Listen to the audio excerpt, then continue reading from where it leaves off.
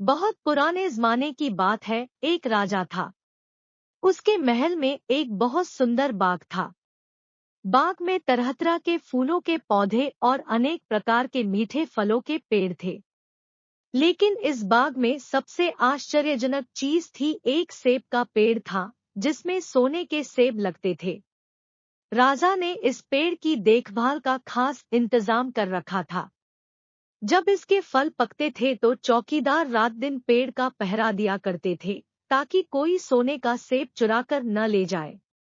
लेकिन एक दिन की बात है कि बाग के माली ने जब सोने के सेबों को गिना तो उसमें से एक सेब गायब था। उसने दौड़कर राजा को खबर दी। राजा फौरन बाग में पहुंचा। उसे यह देखकर बड़ा आश्चर्य हुआ कि देखभाल का इतना पक्का इंतजाम होने पर भी एक सेब किसी ने चुरा लिया। उसने ऐलान किया कि कोई सोने के सेब को चुराने वाले चोर का पता देगा, उसे इनाम दिया जाएगा। सबसे बड़े राजकुमार ने राजा से कहा कि रात में वह पहरा देगा और चोर को पकड़ने की कोशिश करेगा। राजा ने उसको इसकी इजाजत दे दी। बड़ा राजकुमार रात में पहरा देने लगा, लेकिन 2 घंटे बाद ही उसे नींद आ गई और वह सो गया। सुबह उठकर जब उसने सेबों को गिना तो वह देखकर चकित रह गया कि रात भर में एक और सेब गायब हो गया था। इसके बाद दूसरी रात को मंझले राजकुमार ने पहरा देने का काम संभाला। उसे भी नींद आ गई और तीसरा सेब चोरी हो गया। राजा बहुत चिंतित था। दरबारियों की भी समझ में नहीं आ रहा था कि क्या किया जाए। सब लोग उदास बैठे थे कि इतने में सबसे छोटा राजकुमार आया और उसने कहा कि आज की रात मैं पहरा दूंगा और चोर को पकड़ूंगा। राजा इस राजकुमार से खुश नहीं रहता था। वह उसे मूर्ख भी मानता था। उसने उसे डांटते हुए कहा, तुम क्या समझते हो, क्या तुम्हें इसमें सफलता मिलेगी? तुमसे बड़े और तुमसे ज्यादा समझदार दोनों राजकुमार इस काम में असफल हो चुके हैं। तुम जाओ अपना काम करो। लेकिन छोटा राजकुमार नहीं माना। उसने राजा से प्रार्थना की कि उसे एक मौका जरूर दिया जाए। अंत में राजा राजी हो गया। राजकुमार रात में पहरा देने लगा। उसने तय किया कि वह किसी भी हालत में नहीं सोएगा और चोर को जरूर पकड़ेगा।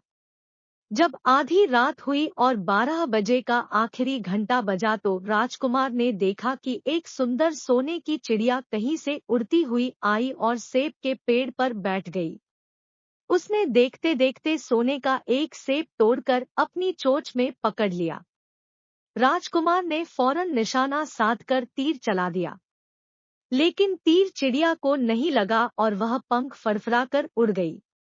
हाँ, इतना अवश्य हुआ कि उसका एक सुनहरा पंख टूटकर जमीन पर आ गिरा।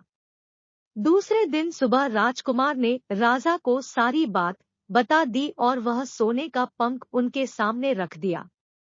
पंख इतना सुंदर और इतना कीमती था कि राजा उसे देखता ही रह गया। उसने कहा, अगर उस चिड़िया का एक पंख इतना सुंदर है तो वह पूरी चिड़िया कितनी सुंदर होगी। मैं चाहता हूँ कि उस चिड़िया को कोई पकड़ लाए। सबसे पहले बड़ा राजकुमार इस काम के लिए रवाना हुआ। चलते चलते वह एक जंगल में पहुंचा। वहां उसने एक लोमड़ी को एक पेड़ के नीचे आराम करते हुए देखा। राजकुमार ने मौका देखकर तीर अपने धनुष पर चढ़ा लिया। वह तीर छोड़ने ही जा रहा था कि लोमड़ी ने चिल्लाकर कहा, राजकुमार, मुझे मत मारो। मुझे पता है कि तुम सोने की चिड़िया की खोज में निकले हो। तुम मेरी राय मानो तो तुम्हारा काम जल्दी ही पूरा हो जाएगा। तुम इसी रास्ते से सीधे चले जाओ। शाम होने पर तुम एक गांव में पहुंचोगे। वहां तुम्हें आमने सामने 2 सराय मिलेंगी। एक सराय खूब सजी सजाई और सुंदर सी होगी, लेकिन तुम उसमें मत ठहरना। तुम उसके सामने वाली दूसरी सराय में ठहरना, जो बहुत मामूली और देखने में भी भद्दी सी होगी। ऐसा करने पर तुम्हारा काम आसानी से पूरा हो जाएगा। लोमड़ी का बात सुनकर राजकुमार को हंसी आ गई। उसने डांटकर कहा, भाग जा यहाँ से। मुझे तुम्हारी सलाह की जरूरत नहीं है। यह कहकर उसने तीर छोड़ दिया। लेकिन लोमड़ी बहुत चालाक थी। वह बचकर निकल भागी। राजकुमार आगे चलता गया। शाम को जब वह एक गांव में पहुंचा तो उसने देखा कि वहां सड़क के किनारे सचमुच दो सरायें थीं। उनमें से एक सराय खूब सजी सजाई थी और उसके अंदर से लोगों के नाचने गाने की आवाजें आ रही थी। दूसरी सराय भद्दी सी थी और वहां अंधेरा घिरा हुआ था। राजकुमार सजी सजाई सराय में ठहर गया। थोड़ी देर में वह भूल गया कि वह असल में सोने की चिड़िया की खोज में निकला था। उधर जब काफी समय बीत गया और बड़ा राजकुमार नहीं लौटा तो मंझला राजकुमार सोने की चिड़िया की खोज में चल पड़ा। वह भी उसी तरह चलते चलते जंगल में पहुंचा तो वही लोमड़ी उसे भी मिली। इस राजकुमार ने भी लोमड़ी की बात पर कोई ध्यान नहीं दिया। जब वह शाम को उस गांव में पहुंचा तो बड़े राजकुमार की तरह सजी सजाई सराय में ठहरा। वहां के नाचरंग में मस्त होकर वह भी अपना काम भूल गया। यहाँ तक कि उसे घर लौटने की भी सुध न रही। अंत में सबसे छोटे राजकुमार ने राजा से कहा कि मैं सोने की चिड़िया की खोज में जाऊंगा। राजा को विश्वास था कि जब उससे बड़े दोनों राजकुमार इस काम में सफल नहीं हुए तो इसे और भी सफलता नहीं मिलेगी। लेकिन उसके जिद करने पर राजा ने उसे इजाजत दे दी। छोटा राजकुमार तैयार होकर सोने की चिड़िया की खोज में निकला। जंगल में उसे भी लोमड़ी मिली। राजकुमार ने लोमड़ी की बात को ध्यान से सुना और लोमड़ी से कहा, ठीक है, तुम जैसे कह रही हो मैं वैसा ही करूंगा। अब तुम जाओ, मैं तुम्हें नहीं मारूंगा। इस पर लोमड़ी खुश होकर बोली, तुम सबसे अच्छे लड़के मालूम होते हो। तुमने मेरी बात बात का मजाक नहीं उड़ाया और मुझ पर तीर नहीं चलाया। मैं तुमसे खुश हूँ और तुम्हारी मदद करूंगी। आओ तुम मेरी पूंछ पर बैठ जाओ। मैं तुम्हें उस सराय तक पहुंचा देती हूँ। देखते देखते लोमड़ी की पूंछ काफी बड़ी हो गई और राजकुमार उस पर बैठ गया। उसके बैठते ही लोमड़ी हवा में उड़ने लगी और थोड़ी ही देर में मैदानों और पहाड़ों को पार करके उसी गांव में जा पहुंची। राजकुमार ने उसकी सलाह को मानकर छोटी और पुरानी सराय में ही डेरा डाल दिया। वह दूसरी सजी सजाई सराय से दूर ही रहा। दूसरे दिन सुबह उठकर जब वह आगे बढ़ा तो कुछ दूर चलने पर उसे वह लोमड़ी फिर से रास्ते में मिल गई। लोमड़ी ने उससे कहा, अब मैं तुम्हें बताती हूँ कि आगे तुम्हें क्या करना चाहिए। तुम सीधे चलो। आगे चलने पर तुम्हें एक बहुत बड़ा किला मिलेगा जिस पर सिपाही लोग पहरा दे रहे होंगे। तुम सिपाहियों से डरना मत और सीधे अंदर चले जाना, क्योंकि वे इस समय सो रहे होंगे। तुम बेधड़क होकर किले में घुसते चले जाना और उनके कमरों को पार करते हुए उस जगह पहुंच जाना जहां लकड़ी के एक मामूली से पिंजरे में सोने की चिड़िया बंद है। तुम चिड़िया को पिंजरे सहित उठाकर किले से बाहर ले आना। लेकिन एक बात याद रखना, चिड़िया के पिंजरे के पास ही एक बहुत सुंदर सा सोने का पिंजरा भी रखा होगा। तुम भूलकर भी चिड़िया को उस पिंजरे में मत रखना। मगर तुम उसे लकड़ी के पिंजरे में से निकालकर सोने के पिंजरे में रखने की कोशिश करोगे तो बाद में पछताओगे। यह कहकर लोमड़ी ने राजकुमार को फिर से अपनी पूंछ पर बिठाया और थोड़ी ही देर में उसको किले के पास पहुंचा दिया। राजकुमार ने किले का पास जाकर देखा कि सचमुच उसके पहरेदार सो रहे थे। वह बिना डरे सीधा महल में घुस गया और थोड़ी ही देर बाद वह उस कमरे में जा पहुंचा जहां सोने की चिड़िया एक पिंजरे में बैठी हुई थी। पिंजरे के पास ही सोने के 3 सेब पड़े हुए थे। इन सेबों को देखकर राजकुमार ने फौरन पहचान लिया कि ये सेब उसके पिता के बाग के ही थे। सोने की चिड़िया इतनी सुंदर थी कि राजकुमार उसको देखता ही रह गया। वह उसको उठाकर लाने ही वाला था कि उसकी नजर पास ही पड़े एक सुंदर से पिंजरे पर पड़ी। वह पिंजरा बहुत सुंदर था और उसमें तरह तरह के कीमती पत्थर जड़े हुए थे। सोने की चिड़िया के लिए वही पिंजरा ठीक मालूम पड़ता था।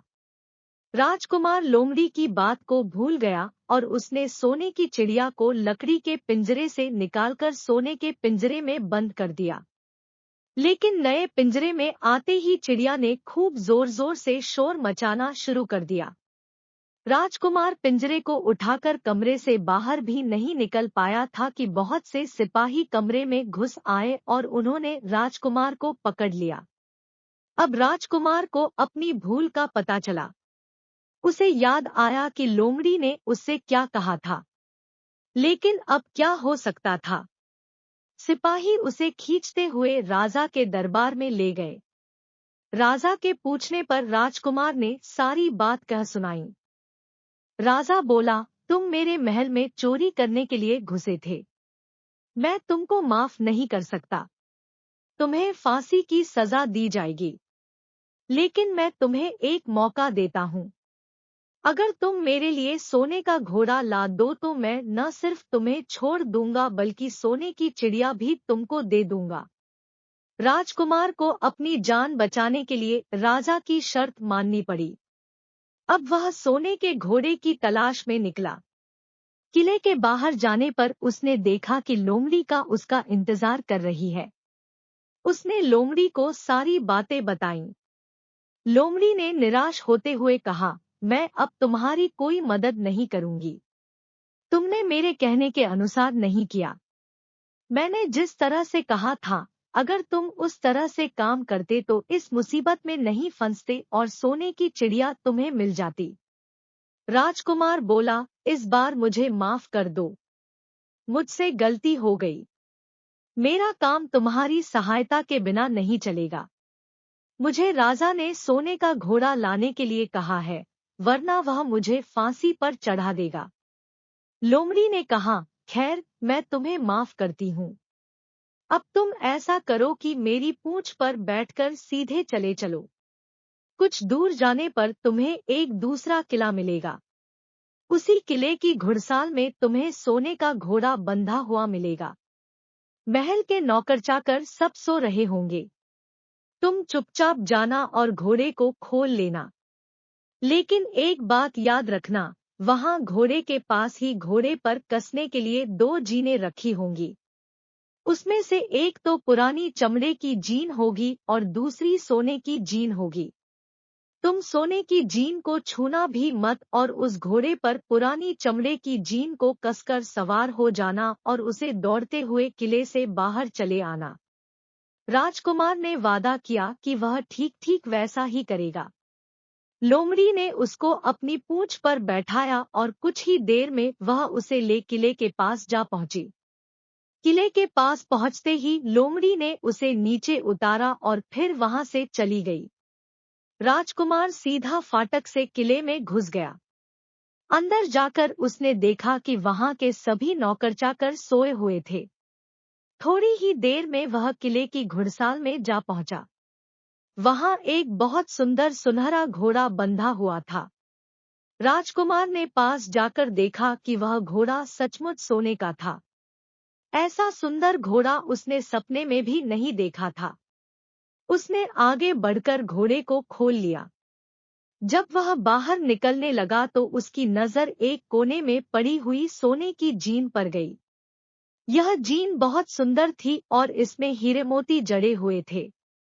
उसके पास ही एक फटी पुरानी चमड़े की जीन पड़ी हुई थी। इतने सुंदर घोड़े पर पुराने चमड़े की जीन कसना राजकुमार को अच्छा नहीं लगा। उसने सोने की जीन उठा ली और घोड़े पर कसना शुरू किया। इतने में घोड़ा जोर से हिनहिना उठा। किले के नौकर चाकर जाग गए। थोड़ी ही देर में राजकुमार पकड़ लिया गया। राजकुमार को सिपाहियों ने हाथ बांधकर अपने राजा के सामने पेश किया। राजा ने सारी बातें सुनकर कहा, तुमने मेरे घोड़े को चुराने की कोशिश की है, इसलिए तुम्हें फांसी की सजा दी जाएगी।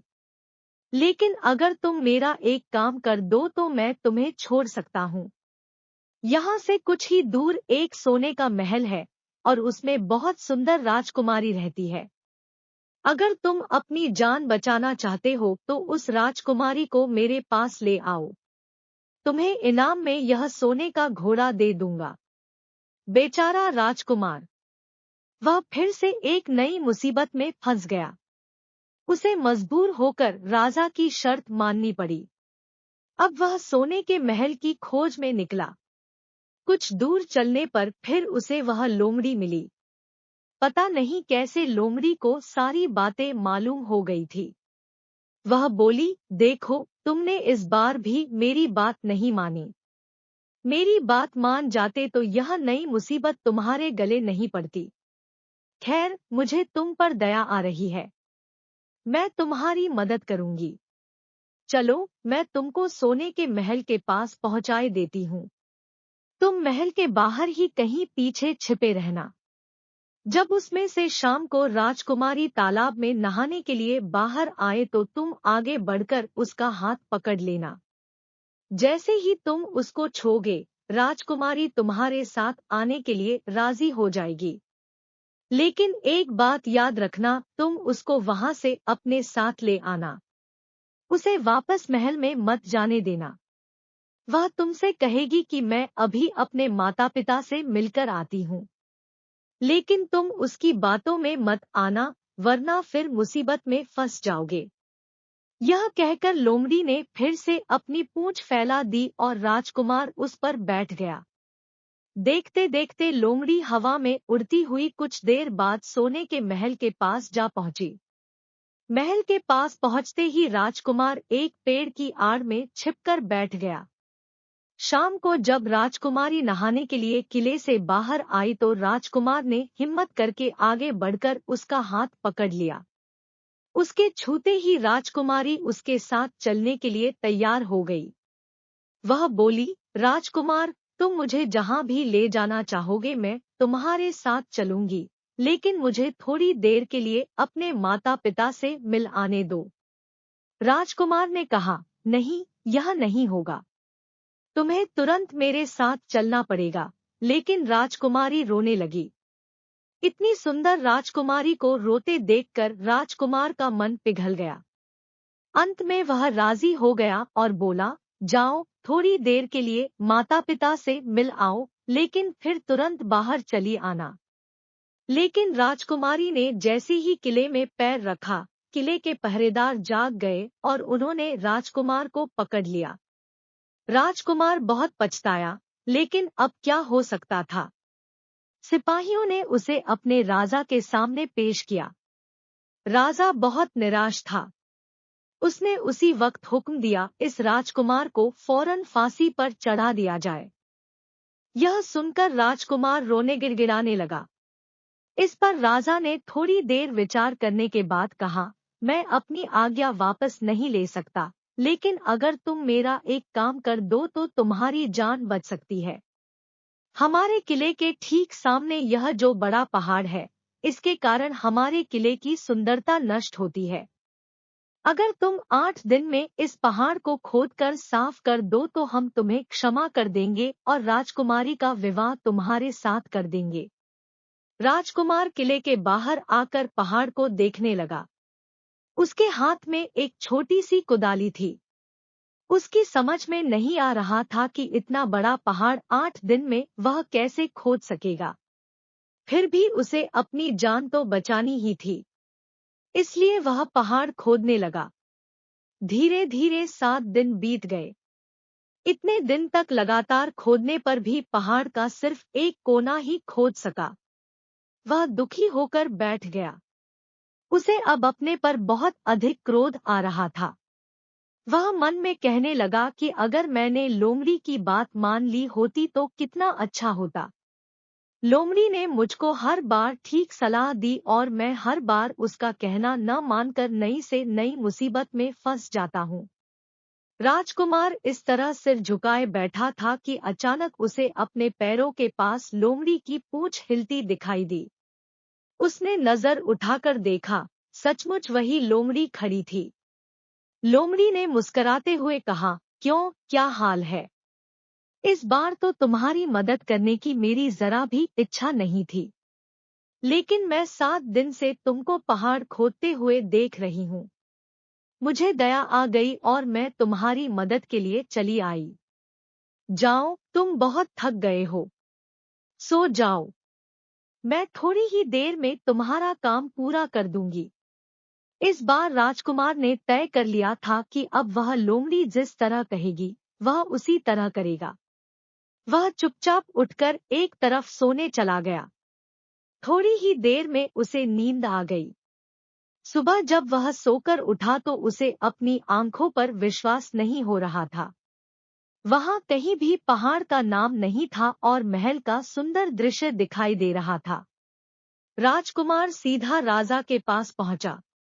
राजा उसके काम पर बहुत खुश था। उसने तुरंत अपने वादे के अनुसार राजकुमारी के साथ उसका विवाह कर दिया। जब राजकुमार उस सुंदर राजकुमारी के साथ कुछ दूर चला तो उसे रास्ते में फिर वही लोमड़ी मिली। लोमड़ी बोली, बधाई हो राजकुमार। राजकुमारी के साथ तुम्हें देखकर मुझे बड़ी खुशी हो रही है। लेकिन अब तुम्हें सोने का घोड़ा और सोने की चिड़िया भी प्राप्त करनी चाहिए, क्योंकि वे दोनों चीजें तुम्हारे ही लायक है और तुम उन्हें आसानी से प्राप्त कर सकते हो। राजकुमार बोला, लेकिन भला मुझे सोने का घोड़ा और सोने की चिड़िया कैसे मिल सकती है? मैं तो इस राजकुमारी को भी उस राजा के लिए ले जा रहा हूँ। लोमड़ी ने कहा, नहीं, तुम ऐसा काम कभी मत करना। इस राजकुमारी के साथ तुम्हारा विवाह हुआ है और यह अब तुम्हारी ही है। अगर तुम मेरे कहने के अनुसार काम करो तो तुम्हें सोने का घोड़ा और सोने की चिड़िया भी मिल सकती है। तुम पहले इस राजकुमारी को लेकर सोने के घोड़े वाले राजा के पास जाओ। राजा खुश होकर तुमको सोने का घोड़ा दे देगा। तुम घोड़े पर सवार हो जाना और सवार होकर सबसे विदा लेना। राजकुमारी से तुम सबसे बाद में विदा लेना। जैसे ही तुम राजकुमारी के पास पहुंचो, तुम उसे हाथ से पकड़कर घोड़े के ऊपर खींच लेना और घोड़े को दौड़ा देना। सोने का घोड़ा इतना तेज दौड़ता है कि दुनिया का तेज से तेज घोड़ा भी उसकी बराबरी नहीं कर सकता। जाओ, तुम पहले इतना काम पूरा करो। इसके बाद आगे का काम मैं तुम्हें बाद में बताऊंगी। मैं तुम्हें वहां रास्ते में मिलूंगी। राजकुमार ने ठीक वैसा ही किया जैसा लोमड़ी ने उससे कहा था। जब सोने के घोड़े वाले राजा ने खुश होकर उसे इनाम में सोने का घोड़ा दिया तो राजकुमार उस पर सवार हो गया और उससे विदा लेने लगा। अंत में वह राजकुमारी को उठाकर घोड़े को तेजी से दौड़ाता हुआ किले से बहुत दूर निकल आया। रास्ते में एक पेड़ के नीचे लोमड़ी उसका इंतजार कर रही थी। उसे देखकर लोमड़ी बोली, शाबाश, अब तुम सोने की चिड़िया भी प्राप्त कर लो। जब तुम सोने की चिड़िया वाले राजा के पास पहुंचोगे तो वह इस घोड़े को देखकर बहुत खुश होगा। तुम उससे कहना कि पहले सोने की चिड़िया का पिंजरा मेरे हाथ में दे दो, तब मैं यह घोड़ा तुमको दूंगा। जब वह पिंजरा तुम्हारे पास लाए तो तुम पिंजरा उसके हाथ से छीन लेना और घोड़े को दौड़ा देना। बस ऐसे चिड़िया तुमको मिल जाएगी और कोई तुम्हें पकड़ भी नहीं सकेगा। इस बार भी राजकुमार ने ठीक वैसा ही किया। वह राजकुमारी के साथ ही घोड़े पर बैठा रहा और जब राजा ने उसके हाथ में सोने की चिड़िया का पिंजरा दिया तो उसने देखते देखते एड़ मार दी और सोने का घोड़ा हवा से बातें करने लगा। कुछ दूर चलने पर लोमड़ी उसे मिली। राजकुमार ने उससे कहा, तुमने मेरी बड़ी मदद की है। तुम्हारी वजह से मुझे न सिर्फ सोने की चिड़िया मिली बल्कि सोने का घोड़ा और इतन सुंदर राजकुमारी भी मिल गई। बताओ, मैं तुमको क्या इनाम दूं? मैं तुमको कुछ न कुछ जरूर देना चाहता हूं। लोमड़ी ने कहा, अगर तुम खुश हो तो मेरा एक काम कर दो। तुम एक तीर चलाकर मुझे मार दो। इस समय तुम यही सबसे बड़ा काम मेरे लिए कर सकते हो। राजकुमार ने कहा, भला यह कैसे हो सकता है? तुमने मेरी इतनी मदद की और मैं बदले में तुम्हें मार दूं? मुझसे यह नहीं होगा। यह सुनकर लोमड़ी बड़ी दुखी हुई और बोली, अगर तुम मेरा यह काम नहीं कर सकते तो फिर ठीक है, जाओ। लेकिन मैं तुम्हारी भलाई के लिए ही कह रही हूँ कि तुम दो बातें जरूर याद रखना। एक तो तुम किसी कुएं की दीवार पर मत बैठना, और दूसरे तुम ऐसे लोगों के लिए धन मत खर्च करना जिन्हें फांसी मिलने वाली हो। राजकुमार बोला, भाई तुम भी अजीब हो, तुम्हारी बातें मेरी समझ में ही नहीं आती। भला मैं कभी कुएं की दीवार पर क्यों बैठूंगा और ऐसे आदमियों पर धन क्यों खर्च करूंगा जिनको फांसी दी जाने वाली हो। लेकिन लोमड़ी ने उसकी बात का कोई जवाब नहीं दिया और अलविदा कहकर वहां से चली गई। राजकुमार सोने का घोड़ा दौड़ता हुआ आगे बढ़ा। राजकुमारी उसके साथ ही बैठी हुई थी और सोने की चिड़िया का पिंजरा उसके हाथ में था। कुछ ही देर में राजकुमार उस छोटे गांव में जा पहुंचा जिसमें वे दोनों सराएं थी। गांव के लोग और खास तौर से बच्चे उसको देखने के लिए बाहर निकल आए। सोने के घोड़े पर इतने सुंदर राजकुमार के साथ बैठी एक राजकुमारी को देखकर सभी लोग चकित थे। इतने में राजकुमार ने देखा कि गांव के बगीचे में एक जगह बहुत से लोग जमा है और कुछ शोर हो रहा है। राजकुमार के पूछने पर लोगों ने बताया कि वहां दो आदमियों को फांसी देने की तैयारी हो रही है। राजकुमार उधर ही चल पड़ा। वहां पहुंचने पर उसने पहचान लिया कि जिन आदमियों को फांसी दी जाने वाली थी वे और कोई नहीं बल्कि उसके ही भाई थे। वे लोग तब से उसी सजीसजाई सराय में रह रहे थे और तरह तरह के बुरे काम करते थे। वे जुआ भी खेलते थे और जुए में बहुत सा धन हार चुके थे। उन्होंने लोगों से बहुत सा रुपया भी उधार लिया था। इन्हीं सब बातों से चिढ़कर अब गांव वाले उन्हें फांसी पर चढ़ाने जा रहे थे। राजकुमार भला यह कैसे होने देता। उसने लोगों से कहा कि मुझसे रुपया ले लो और इन लोगों को छोड़ दो। उसके बहुत कहने सुने पर लोग राजी हो गए और उन्होंने उन दोनों आदमियों को रिहा कर दिया। राजकुमार अपने भाइयों को छुड़ाकर आगे चला। कुछ दूर चलने पर जंगल में उन्हें एक कुआं दिखाई दिया। इस पर राजकुमार के कुछ देर कुएं के पास आराम करते हैं। वहां ठंडा पानी पीने के बाद हम लोग आगे चलेंगे। राजकुमार राजी हो गया। अब तक वह यह भी भूल चुका था कि लोमड़ी ने विदा होते समय उससे क्या कहा था। वह घोड़े से उतरकर कुएं की दीवार पर बैठ गया और आराम करने लगा। उसके दोनों भाइयों ने मौका देखकर उसे कुएं में धकेल दिया। इसके बाद उन्होंने घोड़े पर राजकुमारी को डाला और सोने की चिड़िया का पिंजरा उठाया और वहां से चलते बने। कुछ ही देर में वे लोग अपने राज्य में लौट आए। घर लौटकर उन्होंने राजा से कहा, हम लोग सोने की चिड़िया को पकड़ लाए हैं। इसी चिड़िया ने हमारे बाग में से सोने के सेब चुराए थे। इसके साथ ही हम एक यह सोने का घोड़ा और राजकुमारी भी लाए हैं। राजा बहुत खुश हुआ। सारे राज्य के लोग खुशियां मनाने लगे। लेकिन राजकुमारी खुश नहीं थी। वह बराबर रोती रहती थी। उसने खाना पीना छोड़ दिया। यही नहीं, घोड़े ने भी दाना पानी बंद कर दिया और सोने की चिड़िया भी उदास रहने लगी। राजा ने बहुत कोशिश की लेकिन न तो वह राजकुमारी खुश हुई और न सोने के घोड़े और सोने की चिड़िया ने दाना खाना शुरू किया। उधर छोटा राजकुमार कुएं में गिर गया था लेकिन वह मरा नहीं। कुआं बहुत गहरा था लेकिन उसमें पानी बहुत थोड़ा था। वह कुएं में बैठा बैठा अपने भाग्य को कोसता रहा। अब उसे फिर उसी लोमड़ी की याद आई और वह पछताने लगा कि अगर मैंने उसका कहना मान लिया होता तो मैं मुसीबत में न फंसता। राजकुमार ने जैसे ही लोमड़ी को याद किया, लोमड़ी न मालूम कैसे कुएं के मुंह पर आ पहुंची और बोली, देखो राजकुमार, मैंने पहले ही तुम्हें समझाया था कि किसी कुएं की दीवार पर मत बैठना और ऐसे आदमियों की मदद मत करना जिन्हें फांसी दी जाने वाली हो। लेकिन तुम नहीं माने। खैर चलो, अब आखिरी बार मैं फिर तुम्हारी मदद किए देती हूँ। लो मेरी पूंछ पकड़कर कुएं से बाहर निकल जाओ। यह कहकर लोमड़ी ने अपनी पूंछ कुएं में लटका दी।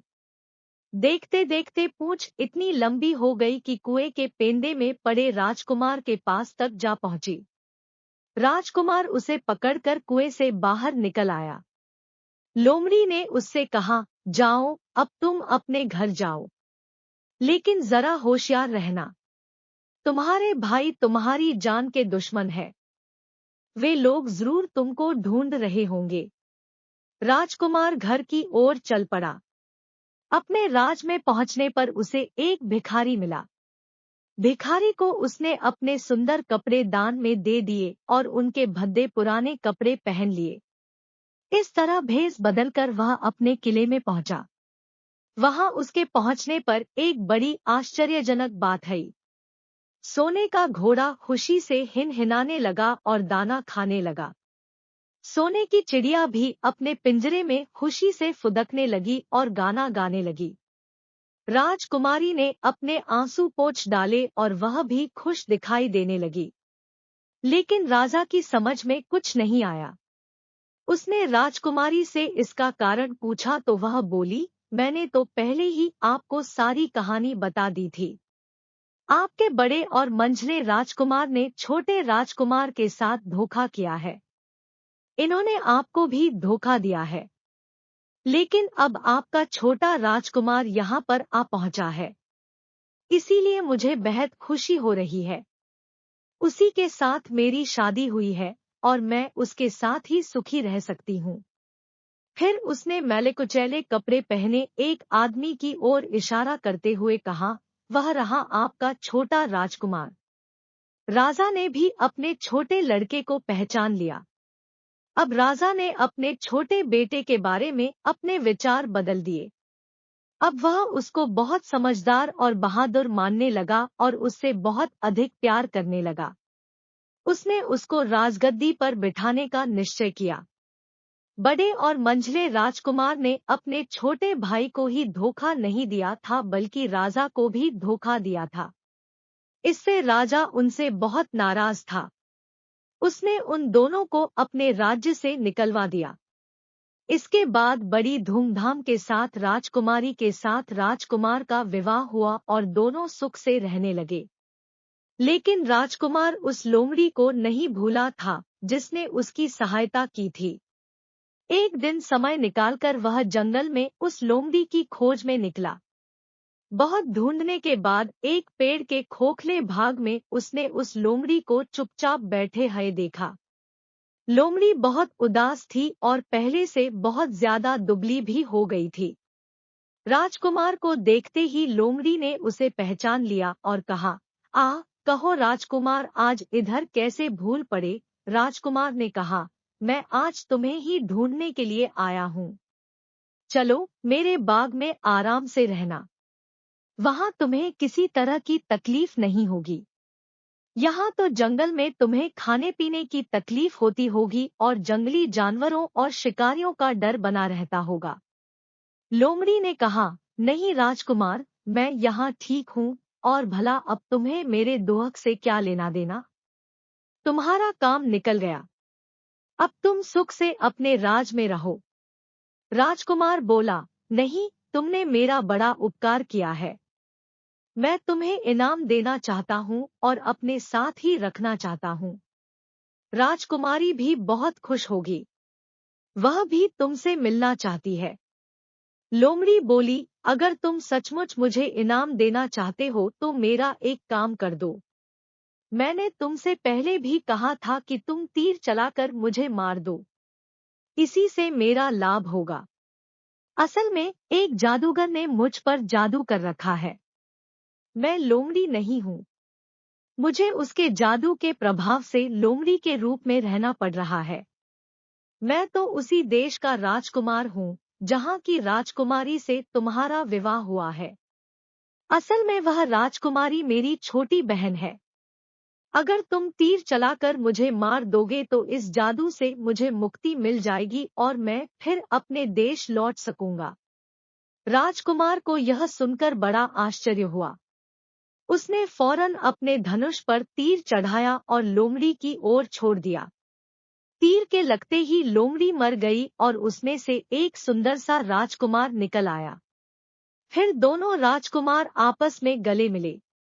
इसके बाद दोनों राजकुमार वापस महल में लौट आए। वहां राजकुमारी अपने भाई से मिलकर बहुत खुश हुई।